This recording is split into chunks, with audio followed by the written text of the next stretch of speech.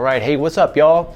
This is Paul C. Tiarina, nutritional therapist, lifestyle and performance coach with the SHT. Thank you so much for spending your time with us today. Remember, we are here to help. We are here to heal. We are here to clarify the confusion and bring confidence to the people that we work with, especially on popular topics like we'll talk about today, which is fasting. So please make sure that you follow, subscribe. If you find this information useful, share it with someone that you care about, and keep sending your comments and questions because that's where a lot of this information comes from. All right, so today we're going to talk about fasting. Fasting is super popular because it works. You know, within the context of eating real food, especially our way, I think most people naturally start to find themselves not caring about eating so much. And we've talked about before, we want to have this foundation of real food, and within the foundation of real food, we want to nurture space in between meals because that's where the magic of fat burning happens. That's where all the magic happens, actually. We'll talk about that today.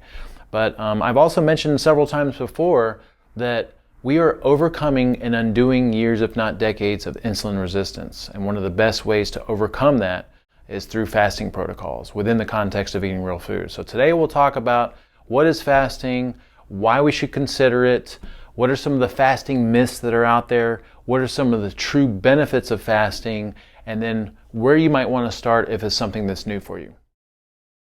So back in 2011, when I first started my career here in Las Vegas, that was after about 3 years of trying to figure out real food on my own and then seeing such tremendous results that I wanted to share it with other people.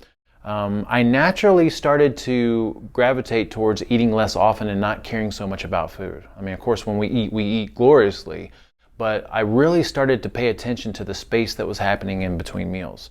And a big part of that was learning about how to time carbohydrates. And I remember reading this ebook. It was a PDF by John Kiefer called The Carb Night Solution, and it talked a lot about carb backloading and reserving your carbohydrates until later in the day. That really worked for me. I taught it to my clients, it worked for them, and we all started to notice natural space in between meals. And then there were some other books that were really foundational at the time, really early on, Eat, Stop, Eat by Brad Pilon. That was a game-changing book. And then, you know, we were teaching fasting since then, since 2012. And then here recently, some of the most powerful books that I've read have been The Complete Guide to Fasting and The Obesity Code by Dr. Fung. And so if you haven't read those, I'd highly recommend it. So we've been teaching fasting for a really long time. We've gotten a lot of feedback from a lot of people, not just in our private practice, but in our group progressions.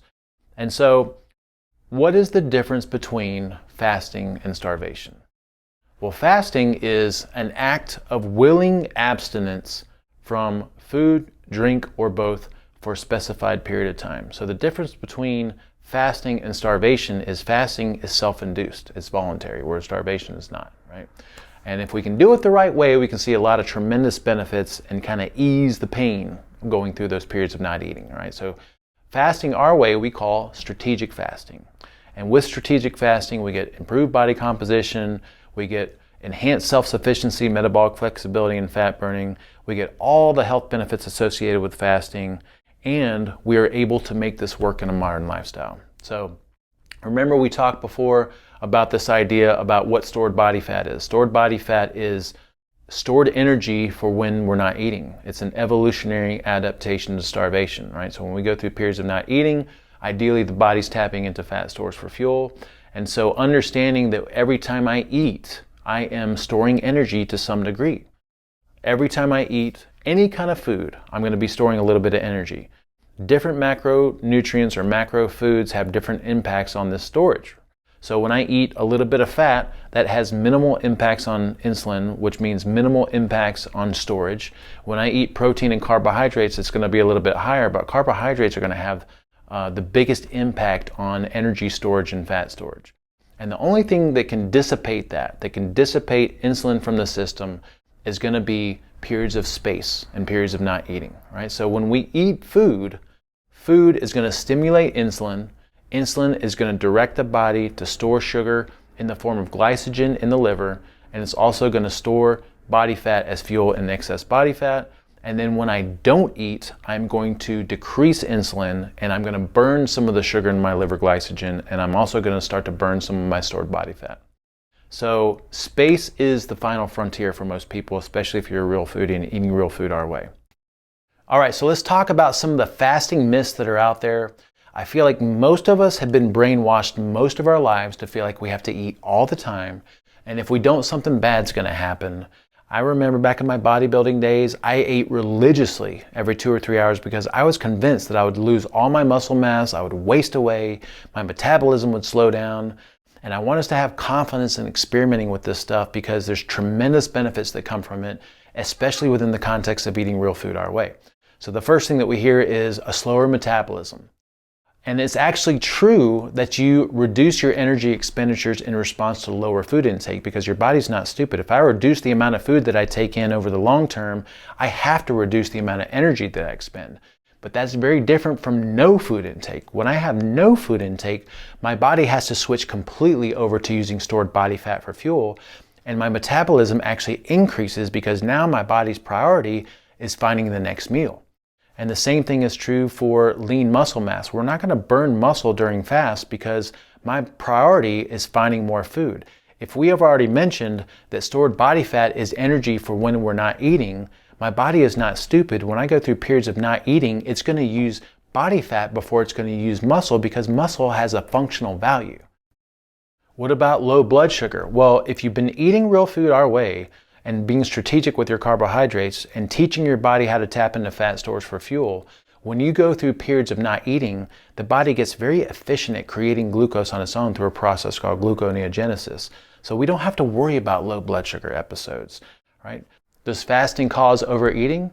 No, because eating less frequency of meals always equates to eating less food than more meals. Right? So if I have 1 meal in a day versus 2 meals in a day, I may eat more at that 1 meal than I would at a meal in those 2 meals, but I'm not going to eat more at that 1 meal than I would in the totality of those 2 meals. And then does fasting deplete nutrients? Actually, without food, the body begins to ultra conserve and recycle nutrients. It gets very efficient at using what it has. So let's talk about some of the benefits associated with fasting. So we may have mentioned before that the body has these 2 autonomic nervous systems. It has rest and digest and fight or flight. And in the fight or flight mode, the body's priority is dealing with an emergency. In rest and digest mode, the body can actually digest food. It can rest and recuperate. But in that rest and digest mode, if I'm not eating, if I don't have food to digest, all the energies and resources can go to internal healing. So one of the things that we see from fasting protocols is stronger digestion.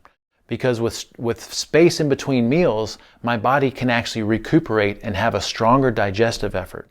Right? So when I eat meal, snack, meal, snack, meal, snack, I'm constantly restarting digestion, which means that I'm going to be very inefficient at it. Just like I wouldn't want to exercise all the time, the benefits in exercise come from punctuated doses of it. I want punctuated doses of digestive effort so that when I digest food, I have a really strong and efficient digestive effort. And then in between meals, I have some rest and recuperation and build up for another strong digestive effort. So we definitely see improvements in digestive strength. We also see improved health markers across the board. In metabolic ward studies, we see improved lipid numbers, blood sugar handling, better blood pressure, and even the ability to deal with invader diseases and cancers. All right, we also see compliance with optimal eating. All right, it's much easier for me to eat 1 or 2 meals in a day with no snacking than it is for me to plan for 6 or 7 or 8 or 9 meals in a day. We actually see better brain function. So when I'm digesting food, that requires a lot of resources and energy. When I'm not digesting food and I'm thinking about something or I'm working on something or I'm learning something, I have better focus, better clarity, and better neuroplasticity because all the energy and resources can actually go to my brain. And then because we're not eating, my body has a chance to detoxify. It has a chance to clean house. If I'm not constantly dumping energy and nutrients into the system, I can start to clean house at the cellular level. We also see improved athletic performance. Right? So if I'm leaner, if I have less fat mass, I'm going to be more efficient at most of my movements. And we already mentioned before that fasting actually preserves muscle. It increases growth hormone activation. So that means that I'm actually going to maintain and actually increase my muscle mass in response to fasting.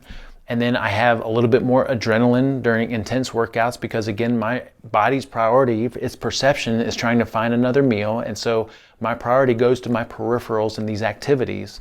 And then also we enhance metabolic flexibility, which means that my body gets really efficient at using these different energy sources and understanding when to make that happen. So what constitutes a fast?